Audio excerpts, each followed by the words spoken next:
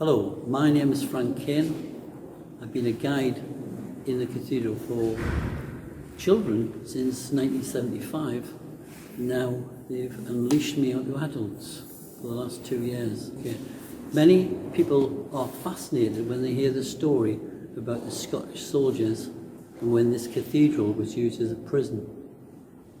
The Battle of Dunbar during the English Civil Wars, or the Wars of the Three Kingdoms, as it tends to be called now, took place between Scottish Army and British Army and English Army led by Oliver Cromwell. The Cromwell's men were very highly trained and the Scots were heavily defeated. To keep them out of mischief, they had to find a place to put them. So they marched them south because Durham was the largest building in the north of England at the time. They stopped at Berwick on the way down, 4,000 of them, and then at Alnwick Castle, and then at Morpeth, and eventually at Durham, by which time they reckon about 1,000 had died or been killed by the soldiers on the way. When they got to Durham, they were locked in here for up to 2 years. Now, when there's a service on here, there's sometimes 1,000 people, and it's shoulder to shoulder, no social distancing whatsoever. When the Scots got here, when there was 3,000 of them, it must have been very, very cramped.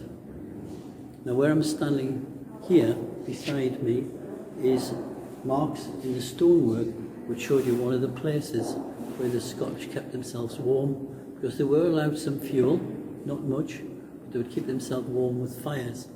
And there's 7 or 8 of these fireplaces around the cathedral.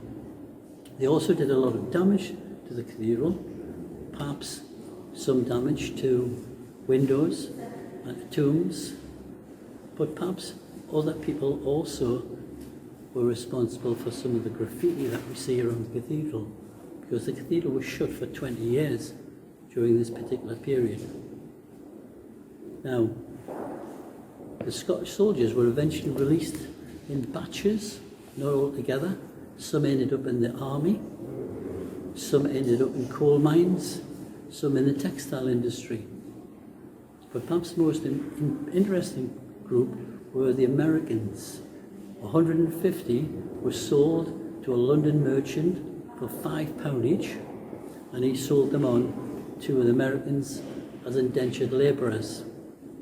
They ended up, most of them in the Boston area, in the ironworks, and they're the only people that were recorded.